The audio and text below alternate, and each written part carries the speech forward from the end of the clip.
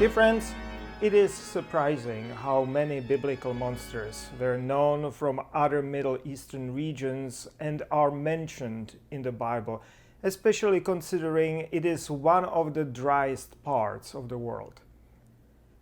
Best known is probably Leviathan or Leviathan.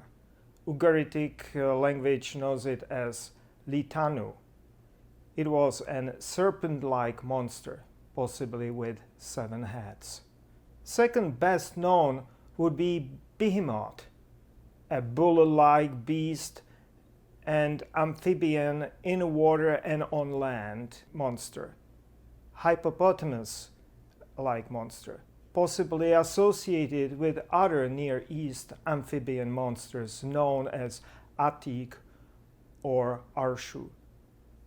Besides these two well-known water monsters from the Bible, there was also Tanin, in Ugarit transliterated as Tunanu, a crocodile-like monster, possibly with 2 tails, which eventually, through many different detours, found its way to Greek and to tuna fish.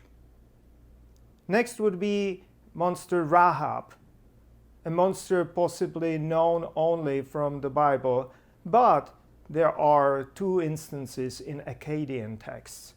But it likely was identical with descriptive names like 7-headed serpent or the encircler.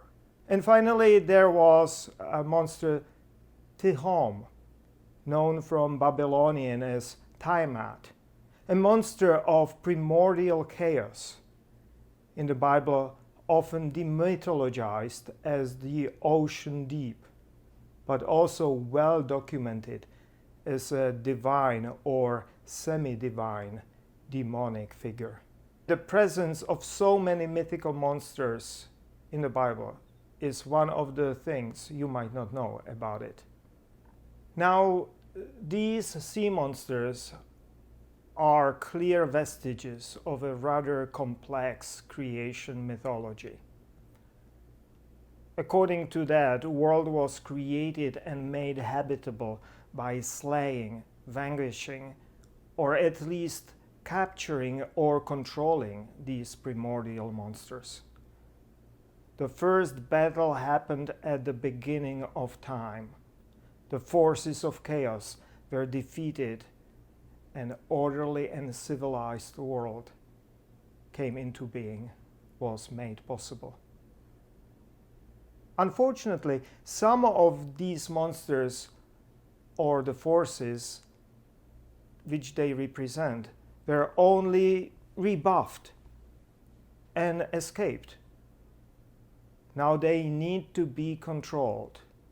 They need to be under check. That is the source of constant anxiety as well as reasons for many prayers. And this is the context in which these monsters were linked with either Egypt or with Babylon, with Hellenistic kingdoms, or later in the New Testament with Rome. But the final and complete victory is coming. These monsters will be decisively defeated at the end of time. This part of the myth is, for instance, present in the biblical book of Revelation in its vision of the final victory over the dragon. And this tripartite monster mythology, which embraces entirety of time and its presence in the Bible, is another thing you might not know about the Bible. And finally, all of this is, as you can recognize, quite a dense mythological material. It does not fit neatly with biblical monotheism and its program of toning down mythological references. And biblical scribes and editors used several strategies to make it fit with their overarching program. Firstly, they renaturalized these monsters They attempted to return them back to the beasts from which they most likely originated.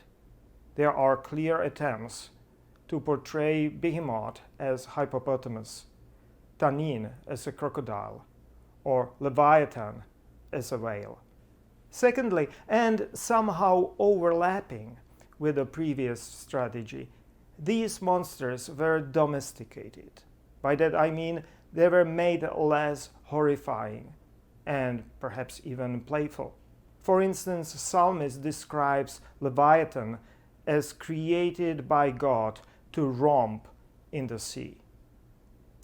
Last step is when we hear about a sea monster faithfully serving divine purpose. In the book of Jonah, a sea monster, on God's command, swallows a rebellious prophet. And just imagine swallowing a person that was a stuff of nightmares. But then the monster had a hard time keeping the rebellious prophet inside. And as soon as God allows, it vomits him on shore. Such use of mythical sea monster in what I would call a parody and for a comic effect is the last step of the biblical demythologization. And that is the third thing you might not know about the biblical monsters.